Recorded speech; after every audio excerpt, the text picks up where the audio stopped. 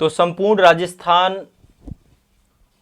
के समग्र अध्ययन को लेकर के हमारी क्लासेस प्रारंभ हुई थी और मैं आप सभी को लगातार संपूर्ण राजस्थान से जुड़ी हुई क्लासेस करवा रहा हूं और निश्चित तौर पे आप सभी अभी तक की क्लासेस से जुड़ चुके होंगे, आपने क्लासेस देख ली होंगी।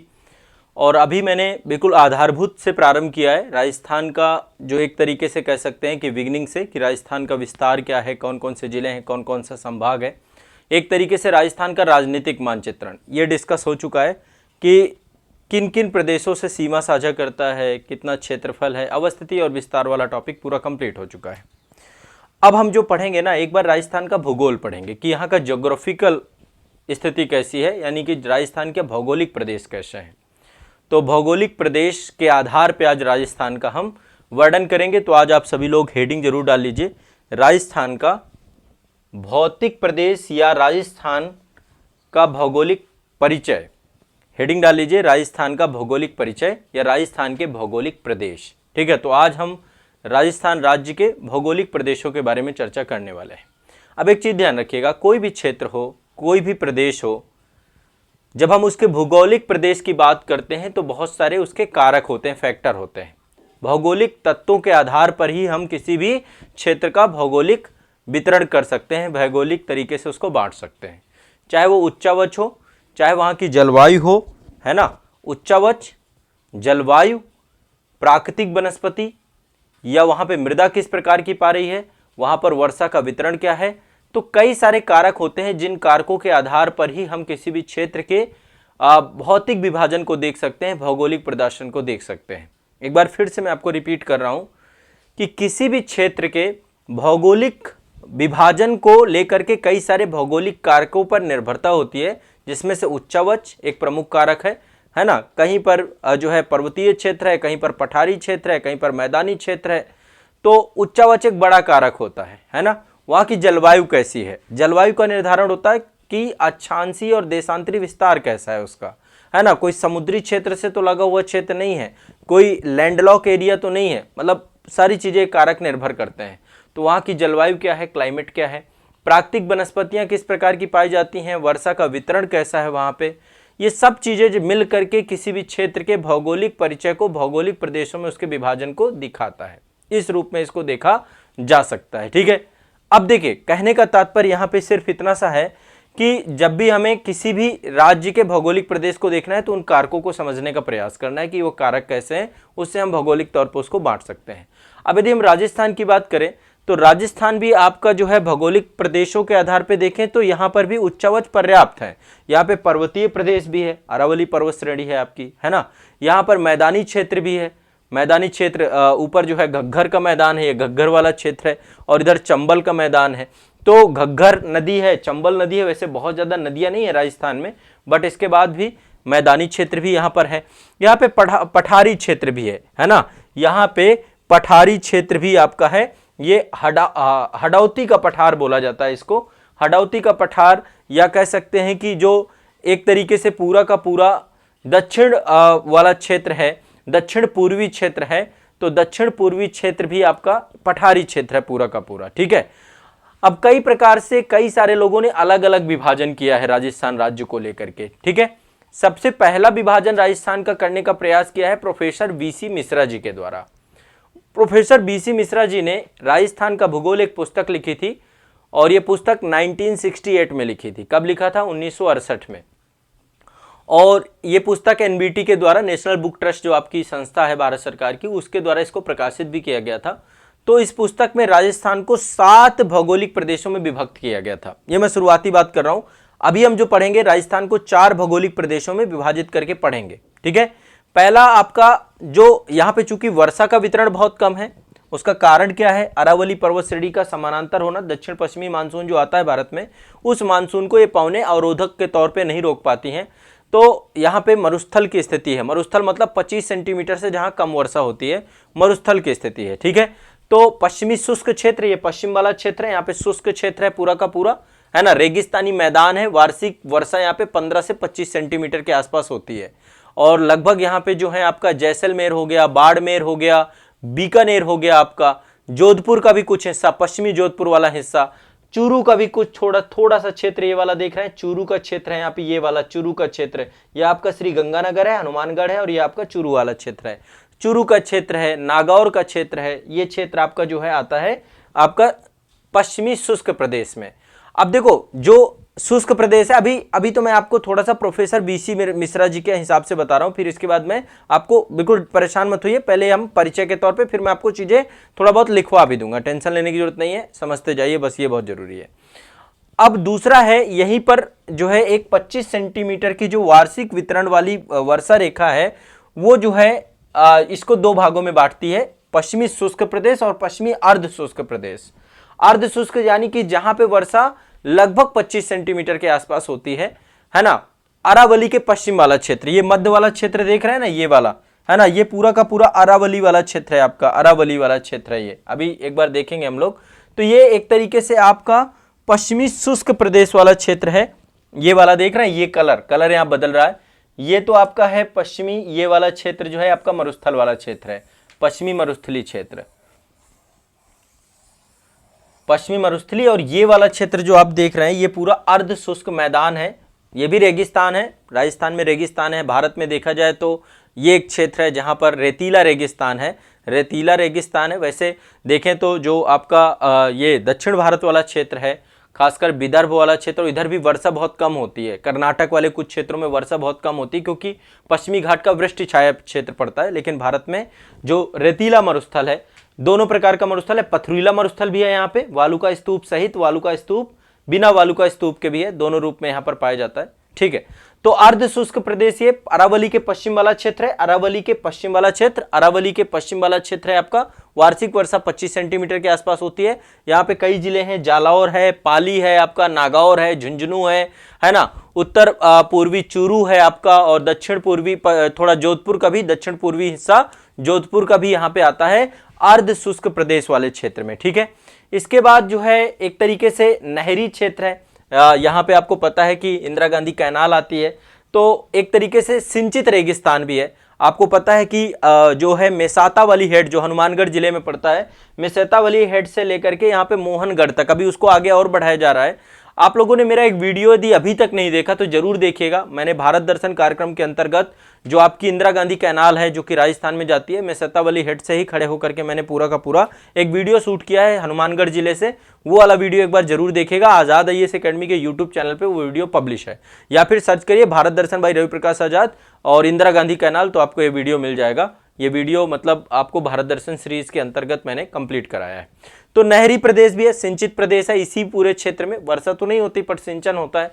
बट अभी ओवरऑल ये जो है हम अभी देखेंगे, जब 4 भौगोलिक प्रदेशों में बांटेंगे तब देखेंगे। बाकी ये मध्य वाला हिस्सा जो है ये अरावली प्रदेश है, अरावली पर्वत श्रेणी है पूरी की पूरी, है ना, अरावली पर्वत श्रेणी की बात कर रहे हैं। जो नहरी क्षेत्र है, खासकर ये वाला जो रेगिस्तानी क्षेत्र है, यहाँ पर इंदिरा गांधी कैनाल जो लाई गई है हरिके बैराज से, गंगानगर क्षेत्र है, बीकानेर क्षेत्र है और जैसलमेर क्षेत्र है, ये पूरा का पूरा सिंचित है। यहाँ पे गंगानगर, बीकानेर और हनुमानगढ़ जिला जो आपका है वो भी सिंचित प्रदेश के तौर पे है। अरावली पर्वत श्रेणी की बात करें तो अरावली पर्वत श्रेणी वाला क्षेत्र जो आपका है, यहाँ पे देखिए वार्षिक वर्षा थोड़ा सा ज्यादा हो जाती है, 30 सेंटीमीटर से लेकर 60 सेंटीमीटर तक वार्षिक वर्षा होती है अरावली प्रदेश में। ये वाला क्षेत्र आप जो देख रहे हैं, कितना 30 सेंटीमीटर से 60 सेंटीमीटर के आसपास वर्षा होती है। और यहाँ पे उदयपुर वाला क्षेत्र है आपका, दक्षिण पूर्वी पाली क्षेत्र है, पश्चिमी डूंगरपुर क्षेत्र है, ये सारे क्षेत्र यहाँ पर आते हैं आपके। ये ना यहाँ पे डूंगरपुर वाला क्षेत्र है। ठीक है, इसके बाद यहाँ पे जो है ये पूरा मैदानी क्षेत्र है, आप देख रहे हैं ये पूरा का पूरा मैदानी क्षेत्र है ना। जयपुर हो गया आपका, जयपुर में भी थोड़ा बहुत पर्वतीय क्षेत्र आप देखने को पाएंगे। अजमेर हो गया, सवाई माधोपुर हो गया, भीलवाड़ा हो गया, बूंदी हो गया, अलवर हो गया, भरतपुर हो गया, धौलपुर और कोटा, ये सब आते हैं आपके एग्रीकल्चरल क्षेत्र में है। और इसके बाद चंबल का बीहड़ भी पड़ता है यहाँ पे, चंबल का बीहड़ प्रदेश भी है। ठीक है, और फिर आपका हड़ौती का जो पठारी क्षेत्र है। तो अब एक एक करके इन सबको समझने का प्रयास करते हैं। ठीक है, एक एक करके समझेंगे, एक एक करके जानने का प्रयास करेंगे। मैं कुछ चीजें लिखवाऊंगा भी तो आप लिखते भी जाना। ठीक है, तो प्रोफेसर बीसी मिश्रा जी के द्वारा सबसे पहले प्रयास किया गया था 1968 में, राजस्थान का भूगोल वाली पुस्तक लिखी थी। इसके बाद भी और बहुत सारे जो है राइटर आए, जैसे प्रोफेसर रामलोचन सिंह है, 1971 में इन्होंने भारत का प्रदेशीकरण करते हुए राजस्थान को 2 भागों में बांटने का प्रयास किया। तो अलग अलग फिर पहले शुरुआत में इन्होंने 2 बृहद प्रदेशों में बांटा, इसके बाद फिर 4 उप प्रदेशों में बांटा, 12 लघु प्रदेशों में बांटा। तो कई लोगों ने वितरण किया है, प्रोफेसर रामलोचन जी ने भी इसका वितरण किया है, ठीक है, ध्यान रखिएगा। इसके अलावा प्रोफेसर तिवारी और सक्सेना महोदय ने भी राजस्थान का प्रादेशिक जो है प्रादेशिक भूगोल नामक पुस्तक एक लिखी थी आपकी, ठीक है। प्रोफेसर तिवारी और सक्सेना राजस्थान का प्रादेशिक भूगोल पुस्तक लिखी थी 1994 पे। तो इसके आधार पर भी राजस्थान का धरातल, वहां की जलवायु, नदी बेसिन आदि के आधार पर प्रशासनिक सीमाओं के बारे में बताया था इन्होंने। लेकिन अब हम सिंपली आसान भाषा में राजस्थान को हम 4 भागों में बांटते हैं। उच्चावच की दृष्टिकोण से हम राजस्थान को 4 भागों में बांटते हैं। 4 भागों में बांट करके ही हम राजस्थान को पढ़ेंगे। उच्चावच और जलवायु के आधार पर राजस्थान को हम 4 भागों में विभाजित करके पढ़ेंगे। एक तो मरुस्थलीय क्षेत्र है, एक अरावली क्षेत्र है, एक आपका जो है मैदानी क्षेत्र है और एक आपका पठारी क्षेत्र है। तो उच्चावच को हम दृष्टिकोण रखते हुए राजस्थान को समझने का आज हम प्रयास करने जा रहे हैं। तो चलिए अब आप लोग थोड़ा सा समझते जाइएगा, फिर इसके बाद बीच में लिखेंगे भी हम लोग, ठीक है। जो भी आपको लगता है कि भाई ये चीजें आपको नोट्स में ऐड करनी है तो आप साथ साथ ऐड करते जाइएगा, ठीक है। तो राजस्थान को हम 4 भागों में विभाजित कर रहे हैं। सबसे पहला है मरुस्थलीय प्रदेश, ये आप देख रहे हैं। इस वाले मानचित्र में मैं आपको थोड़ा सा प्रयास करूंगा कि मैं ड्रॉ करता जाऊं। मरुस्थलीय प्रदेश, ये पूरा क्षेत्र आप देख रहे हैं, ये सारा का सारा मरुस्थल है। मरुस्थल 2 भागों में है आपका, अर्ध शुष्क और शुष्क प्रदेश। पश्चिमी शुष्क प्रदेश अभी उसको भी अलग कर देंगे। ये पूरा का पूरा मरुस्थल है आपका। सबसे ज्यादा हिस्सा यदि देखें राजस्थान में, सबसे बड़ा हिस्सा आपका जो है वो मरुस्थल ही है और यहाँ पे एक बड़ी जनसंख्या का आवास स्थान भी है।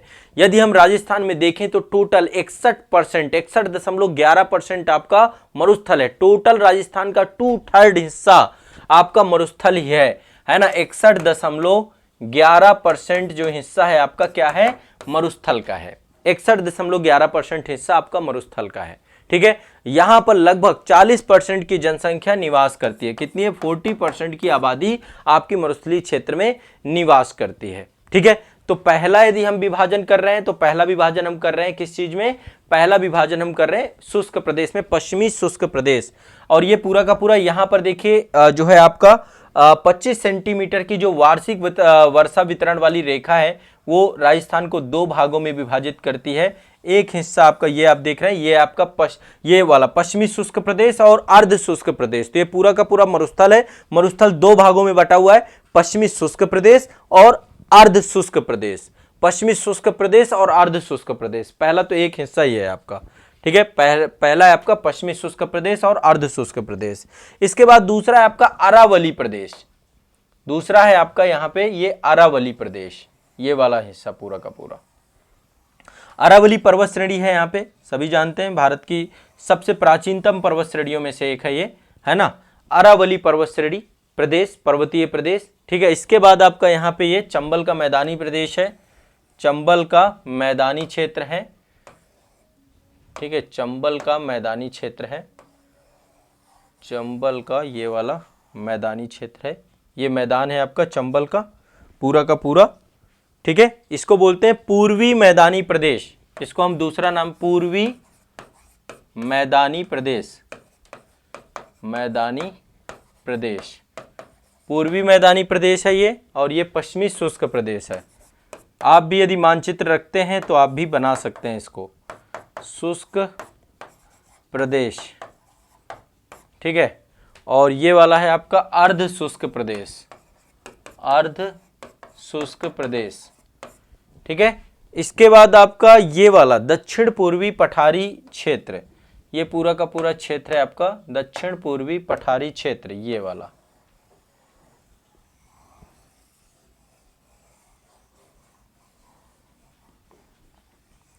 ये वाला क्षेत्र है आपका दक्षिण पूर्वी पठारी क्षेत्र, दक्षिण पूर्वी पठारी क्षेत्र, ठीक। तो पहला, दूसरा, तीसरा, चौथा, और इसको 2 भागों में बांट रखा है, पश्चिमी शुष्क प्रदेश और पश्चिमी, ठीक है, अर्ध शुष्क प्रदेश। अब एक टेबल बनाएंगे, उस टेबल में आप बहुत सारा कंटेंट लिखेंगे। मैं कुछ कंटेंट आपको बताता जाऊंगा उस टेबल के हिसाब से पहले कि कितना यहाँ पे क्या क्या हिस्सा है। एक चीज़ और ध्यान रखिएगा, दक्षिण पूर्वी पठारी क्षेत्र को ही हम जो है हाडौती प्रदेश भी बोलते हैं। क्या बोलते हैं इसको? हाडौती प्रदेश। हाडौती प्रदेश, यह भी आपकी जानकारी में होना चाहिए। हाडौती प्रदेश, ठीक है। पहले या तो कहिए तो मैं लिखवा देता हूं, एक बार बताइए सब समझ में आ रहा है सभी को? सभी बच्चों को चीजें समझ में आ रही हैं? कोई दिक्कत तो नहीं हो रही है? एक बार कमेंट करके जरूर मुझे बता दिया करिए आपको चीजें समझ में आ रही है ना? ठीक है, जो मैं बता रहा हूं समझ में आ रहा है सभी को? कोई समस्या नहीं है ना? हाँ ठीक है, हेमलता जी, वेरी गुड। चलिए, तो ये अब इसको लेकर के थोड़ा सा थोड़ी थोड़ी चीजें आप लिख लीजिए, हेडिंग डाल लीजिए। आपने हेडिंग डाली होगी राजस्थान का भौतिक विभाजन, और ये पूरा का पूरा मानचित्र है आपका, ठीक है। अब थोड़ा सा इसके बारे में मैं कुछ चीजें बोल देता हूं, तो आप लोग साथ साथ नोट्स भी बनाते चाहिए, लिख लीजिए, और बाद में मैं फिर इसके बाद आपको सारी चीजें बताऊंगा, ठीक है। एक एक करके लिखते जाएंगे। लिखिए, लिखिए, किसी भी क्षेत्र का भौगोलिक प्रदेश से तात्पर्य, किसी भी क्षेत्र के भौगोलिक प्रदेश से तात्पर्य उन विशिष्ट क्षेत्रों से है, उन विशिष्ट क्षेत्रों से है जिनका निर्धारण, उन विशिष्ट क्षेत्रों से है जिनका निर्धारण भौगोलिक तत्वों के आधार पर किया जाता है, जिनका निर्धारण भौगोलिक तत्वों के आधार पर किया जाता है। कुछ चीजें लिख लीजिए साथ साथ। किसी भी क्षेत्र का भौगोलिक प्रदेश के पे विभाजन से तात्पर्य उन विशिष्ट क्षेत्रों से है जिनका निर्धारण भौगोलिक तत्वों के आधार पर किया जाता है, जिनमें उच्चावच, जलवायु, वर्षा का वार्षिक वितरण, उच्चावच, जलवायु, वर्षा का वितरण, प्राकृतिक वनस्पति, मृदा आदि में पर्याप्त एकरूपता दृष्टिगत होती है, पर्याप्त एकरूपता दृष्टिगत होती है, पर्याप्त एकरूपता दृष्टिगत होती है। लिखिए, राजस्थान एक ऐसा राज्य है, राजस्थान एक ऐसा राज्य है जहां अत्यधिक भौगोलिक विविधताएं पाई जाती हैं, अत्यधिक भौगोलिक विविधताएं पाई जाती हैं। देखिए, आप देखें तो भारत में एकमात्र राज्य है जहां पे पर्वत भी हैं, पर्वतों का आनंद लेना है तो आप उदयपुर चले जाइए, है ना, अरावली वाले क्षेत्र का आनंद लीजिए, माउंट आबू है आपका, बहुत सारा है ना, पूरा का पूरा मरुस्थल भारत में किसी अन्य प्रदेश में नहीं देखने को मिलेगा जो राजस्थान में मिलेगा। तो अपने आप में देखें तो ये सबसे अनोखा राज्य है ना। राजस्थान एक ऐसा राज्य है जहां अत्यधिक भौगोलिक विविधताएं हैं जो यहाँ के ना केवल विकास को प्रभावित करती हैं, जो यहाँ ना केवल भौगोलिक विकास को प्रभावित करती हैं, बल्कि सदियों से यहाँ के जनजीवन की विविधता के साथ एकता को सूत्रपात करती हैं, सदियों से यहाँ के जनजीवन में विविधता के साथ एकता को सूत्रपात करती हैं, एकता को सूत्रपात करती हैं। ठीक है, पैराग्राफ चेंज करिए, लिखिए, राजस्थान का भौगोलिक प्रदेशों का निर्धारण सर्वप्रथम प्रोफेसर बीसी मिश्रा के द्वारा, राजस्थान के भौगोलिक प्रदेशों का निर्धारण सर्वप्रथम प्रोफेसर बीसी मिश्रा ने राजस्थान का भूगोल पुस्तक में किया, राजस्थान का भूगोल पुस्तक में किया, जिसका प्रकाशन नेशनल बुक ट्रस्ट द्वारा, एनबीटी के बारे में आप सब जानते होंगे, एक बड़ी लोक प्रचलित किताब है, हमारी संसद या हमारा संविधान, ये सब सुभाष कश्यप जी की पुस्तकें भी एनबीटी से निकलती हैं।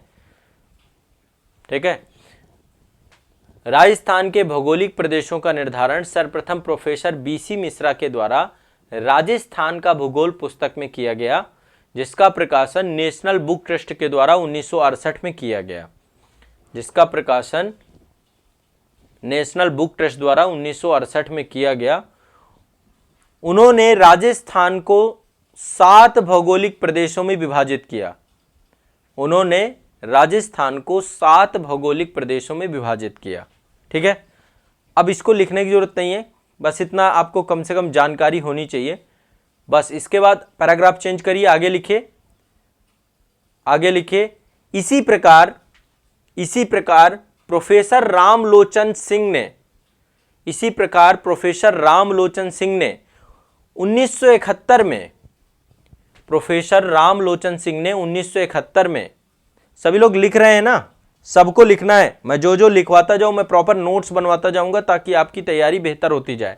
और बाकी ये सब चीजें काम आपको मानचित्रण में करना है, यह आप लोगों की रिस्पॉन्सिबिलिटी है कि मानचित्रण में आप इन चीजों को भी करते जाओ साथ साथ। ठीक है ना। तो इसी प्रकार प्रोफेसर रामलोचन सिंह ने 1971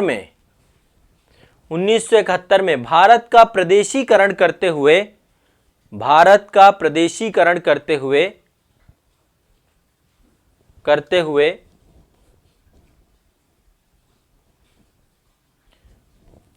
हुए राजस्थान का विभाजन किया। अब इन्होंने अलग अलग विभाजन किया था, है ना। पहले 2 बड़े प्रदेशों में विभाजित कर दिया, 4 उप प्रदेशों में विभाजित कर दिया और 12 लघु प्रदेशों में विभाजित किया। इन्होंने राजस्थान को विभाजन किया, जिसमें 2 बृहत प्रदेश, 4 लघु प्रदेश, माफ करिएगा, 2 बृहत प्रदेश, 4 उप प्रदेश, 2 बृहत प्रदेश, 4 उप प्रदेश, 12 लघु प्रदेश में विभाजन किया। ठीक है। तो दूसरे, पहले पर्सन थे बीसी मिश्रा जी, दूसरे थे रामलोचन सिंह। इसके बाद भी एक पुस्तक और आपकी आई थी, प्रोफेसर तिवारी, एक पुस्तक जो आपकी आई थी प्रोफेसर तिवारी और सक्सेना की पुस्तक आई थी आपकी। तो प्रोफेसर तिवारी और सक्सेना की पुस्तक थी राजस्थान का प्रादेशिक भूगोल पुस्तक, है ना। तो राजस्थान के प्रादेशिक भूगोल पुस्तक का ये जो है 1994 में आई थी, और इस पुस्तक में भी राजस्थान के धरातल, जलवायु, नदी बेसिन, इन सबको आधार मान करके इसको लिखा गया था। बट कोई जरूरत नहीं इसको लिखने की, आगे लिखे। उपर्युक्त प्रदेशीकरण की जटिलताओं में ना जाकर हम राजस्थान के सामान्य भौगोलिक प्रदेशों का हम राजस्थान को उच्चावच की दृष्टिकोण से 4 भौगोलिक प्रदेशों में विभक्त करते हैं। 4 भौगोलिक प्रदेशों में विभक्त करते हैं जो निम्नलिखित हैं। 4 भौगोलिक प्रदेशों में विभक्त करते हैं जो निम्नलिखित हैं। ठीक है, अब एक एक करके लिखिए, क्रम से लिखते जाइए आप लोग जो निम्नलिखित हैं। जैसे अब ये आप देख रहे हैं, लिख लो क्रम से। नंबर 1 पहला है आपका, सबसे पहला है मरुस्थलीय प्रदेश। ठीक है, 1 मिनट, मैं यहाँ पे अलग से लिखता जा रहा हूँ। ठीक है, बाकी मानचित्र में मैंने आपको अभी बता ही दिया है, अभी ज़रूरत पड़ेगी इसकी भी। तो पहला है आपका मरुस्थलीय प्रदेश।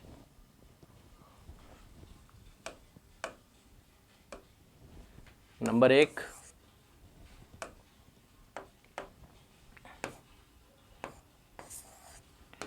मरुस्थलीय प्रदेश।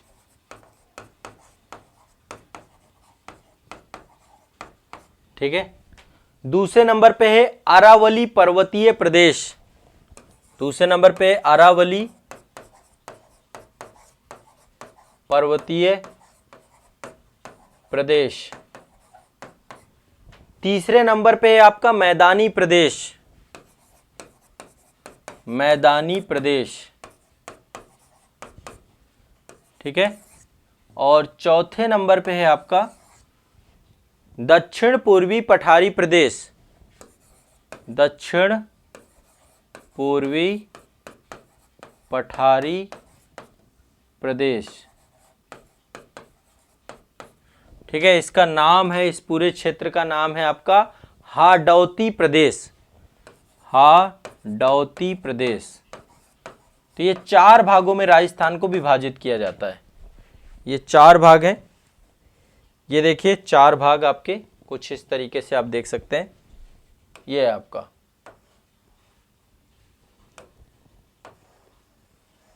ये पहला है आपका पश्चिमी मरुस्थलीय प्रदेश, दूसरा है आपका अरावली क्षेत्र, ये पूरा का पूरा आपका अरावली पर्वतीय क्षेत्र, ठीक है। तीसरा है आपका पूर्वी मैदानी क्षेत्र, पूरा का पूरा मैदानी क्षेत्र, और ये दक्षिण पूर्वी पठारी क्षेत्र, दक्षिण पूर्वी पठारी क्षेत्र। क्लियर है? इतना स्पष्ट है, इसमें कोई दिक्कत दुविधा नहीं है किसी को। ये टोटल आपका, और इसको मानचित्र में एक बार बना लीजिएगा। ये मैं आपको सब आपकी क्लासेस में चीज़ें, मतलब आप लोग एक बार गूगल में भी सर्च करेंगे तो आपको मिल जाएंगी ये इमेजेस, है ना। बाकी मैं टेलीग्राम चैनल पे भेज दूंगा। आपका जो टेलीग्राम चैनल है आज़ाद RPSC एकेडमी वाला, उसी टेलीग्राम चैनल पे मैं भेज दूंगा, ग्रुप में भी, और बाकी आपके ऑनलाइन बैच वाले बच्चे जो हैं उनको भी प्रयास करेंगे। बाकी आप लोग एक बार देख करके सारी चीज़ों को ज़रूर कर लीजिए, ठीक है। अब एक काम करते हैं, थोड़ा सा एक वो बना लेते हैं। ये आप देख रहे हैं, ये वाला 4 भागों में पेज को डिवाइड कर लिए। 4 नहीं, 5 में करिएगा आप, 5 भागों में करिएगा। यहाँ पे हम जो है एक तरीके से इंडिकेशन लिखते जाएंगे, ठीक है, किस किस आधार पे चारों को, मतलब 5 भागों में विभाजित, 5 लाइनें कर लीजिए एक पेज की, 5 लाइनें कर लीजिए, और अलग अलग करके ये पूरा का पूरा डेटा लिखना है यहाँ पे। सबसे पहले यहाँ पे पहले इसमें ये वाले हैं, लिखिए कारक। पहले वाले में लिखिएगा कारक, किस फैक्टर के आधार पे इनकी तुलना करनी है आपस में, ठीक है। नंबर 1 है आपका फैक्टर्स क्या हैं, तो फैक्टर के आधार पे तुलना होगी। सबसे पहला फैक्टर हम जो यहाँ पे लेके चल रहे हैं वो है आपका क्षेत्रफल, क्षेत्रफल, ठीक है। लिख लिया, पहले मरुस्थलीय प्रदेश, दूसरा में अरावली पर्वतीय प्रदेश, फिर मैदानी प्रदेश, दक्षिण पूर्वी पठारी क्षेत्र। क्षेत्रफल की बात करें तो टोटल राजस्थान का 2/3 हिस्सा, लगभग 2/3 हिस्सा, 61.11% आपका कहाँ क्या है, आपका मरुस्थलीय प्रदेश है। क्षेत्रफल के आधार पे 61.11% मरुस्थल है आपका, ठीक है। अरावली प्रदेश लगभग 9% के आसपास है, ठीक है, 9% अरावली प्रदेश है। 23% मैदान है आपका, 23% मैदान है। और यदि हाड़ौती प्रदेश या पठारी प्रदेश की बात करें तो 6.89% आपका ये है। ये लिख लो एक बार, एक ग्राफ बना लो, ठीक है। क्षेत्रफल के आधार पे दूसरे नंबर पे है जनसंख्या, क्षेत्रफल के बाद दूसरा है जनसंख्या, जनसंख्या। तो जनसंख्या की बात करें तो मरुस्थलीय प्रदेश में आपकी मैदानी क्षेत्र और मरुस्थलीय क्षेत्र में लगभग बराबर जनसंख्या है। 40% जनसंख्या आपकी यहाँ रहती है मरुस्थलीय प्रदेश में, और 39% जनसंख्या आपकी मैदानी प्रदेश में रहती है, ठीक है। 10% जनसंख्या आपकी अरावली प्रदेश में है, क्षेत्र भी कम है आपका, और लगभग 11% आपकी हाड़ौती प्रदेश में जनसंख्या रहती है राजस्थान की कुल जनसंख्या का, ठीक है। तो एक रफली डेटा आपका ये है, एक आधार ये है। ध्यान रखिएगा सभी बच्चे, सब लोग बना रहे हैं ना ग्राफ, प्रीति खैतान जी, रुपेश जी, सभी बच्चे, सबको बनाना है ग्राफ, और सब लोग एक बार देखेंगे इसे। इसके बाद हम जिलों की बात करें कि कहाँ पे कितने जिले आते हैं, ठीक है। बाद में मैं लिस्टिंग कराऊंगा, जब मैं लिखवा दूंगा तो मैं आपको सभी जिले लिखवा दूंगा। तो जिलों की बात करें तो जो आपका यहाँ पे ये मरुस्थलीय क्षेत्र है, इसमें 12 जिले हैं टोटल, मरुस्थल का क्षेत्रफल भी ज्यादा है, 12 जिले हैं। और ये वाला क्षेत्र जो आपका है यहाँ पर अरावली क्षेत्र जो आपका, यहाँ पे 13 जिले हैं आपके, टोटल 13 जिले हैं यहाँ पे, लगभग 13 कहें या फिर मुख्य रूप से 7 जिले के आसपास इसमें आते हैं, ठीक है। 7 जिले आपके यहाँ पे आते हैं, 13 जिले मतलब हम लोग देखते हैं, लेकिन मुख्यतः यहाँ पे 7 जिले आपके यहाँ पे पहुँचते हैं। और थोड़ा सा मतलब एक समझिए कि विस्तार भी है, कुछ में मरुस्थल भी है, कुछ इसमें भी है, तो ओवरऑल इस तरीके से देखें तो एक कंफ्यूजन रहता है। बट लगभग 13 जिले आपके पर्वतीय से जुड़ते हैं, मुख्य रूप से 7 जिले आते हैं यहाँ पे, मुख्यतः 7 जिले। कुछ में मतलब देखिए ना ट्रांजिशन फेज भी है, आप देखिए यहाँ पे कि कुछ कुछ जिलों में मरुस्थल भी लगा हुआ है लेकिन पर्वतीय क्षेत्र भी है, कुछ में मैदानी क्षेत्र भी लगा हुआ है, ठीक है। तो ये ट्रांजिशन वाला भी रहता है, ठीक है, बट उसकी कोई दिक्कत वाली बात नहीं है। चलिए इसके बाद आपका नेक्स्ट है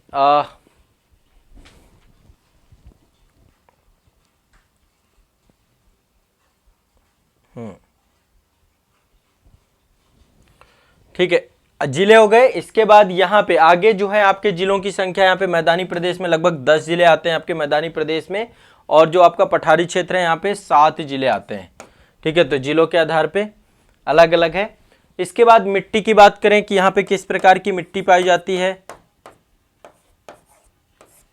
ठीक है, तो मिट्टी की बात करें तो यहाँ पे बालुई मिट्टी है, आपको पता है, रेगिस्तानी मिट्टी, मरुस्थलीय मिट्टी या बालुई मिट्टी है ना। निक्षेपण अपर्दन के कारण से जो है, जो वहाँ पे रेगिस्तानी क्षेत्र है, छोटे छोटे रेशों में बदल जाता है, छोटे छोटे कड़ों में बदल जाता है, बालू के तौर पे बदल जाता है। तो यहाँ पे बालुई रेतीले मिट्टी पाई जाती है। अरावली क्षेत्र में पर्वतीय मिट्टी है, आपकी पर्वतीय मिट्टी यहाँ पे पाई जाती है, पर्वतीय मिट्टी है इस क्षेत्र में। मैदानी प्रदेश की बात करें तो यहाँ पे जलोढ़ मिट्टी या कछारी मिट्टी है, चंबल नदी के द्वारा यहाँ पे लाई जाती है, जलोढ़ मिट्टी है, राजस्थान में पाई जाती है, और ये आपका एक तरीके से उपजाऊ प्रदेश है। यहाँ पे पठारी क्षेत्र में काली मिट्टी पाई जाती है, काली मिट्टी, ये जो आपका पूरा महाराष्ट्र वाला क्षेत्र है ना, तो काली मिट्टी, इसी को हम रेगुर भी बोलते हैं, रेगुर मिट्टी के तौर पे भी इसी को कहा जाता है।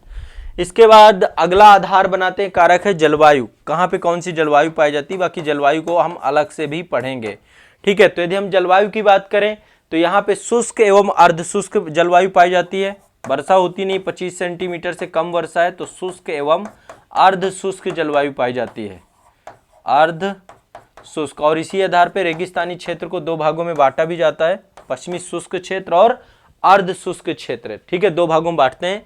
अरावली क्षेत्र को उपाद्र क्षेत्र है आपका, उपाद्र क्षेत्र है आपका, आर्द्रता है यहाँ पे, ये आपका पूरी तरीके से आर्द्र क्षेत्र है। अरावली क्षेत्र में 60 सेंटीमीटर के आस तक, 30 से 60 सेंटीमीटर वर्षा होती है। उपाद्र क्षेत्र, यहाँ पे खूब वर्षा होती है मैदानी प्रदेश में, ये आर्द्र क्षेत्र है और नदियों की उपस्थिति है यहाँ पे। और दक्षिण पूर्वी ये पठारी क्षेत्र अति आर्द्र क्षेत्र है, यहाँ पे अच्छी खासी वर्षा होती है, अति आर्द्र क्षेत्र। ठीक है, ये चंबल का बीहड़ क्षेत्र भी एक तरीके से अति आर्द्र क्षेत्र।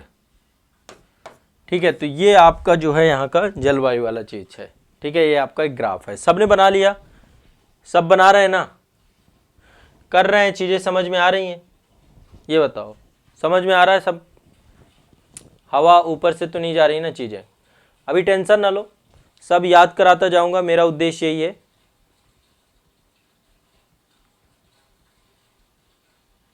ठीक है, निशा रैकवार जी, तो देखो आज के लिए अभी इतना ही रखेंगे। नेक्स्ट क्लास में मैं एक एक करके सबको एक्सप्लेन कराऊंगा, मैं नोट्स बनवाऊंगा, आपको प्रॉपर लिखवाता जाऊंगा।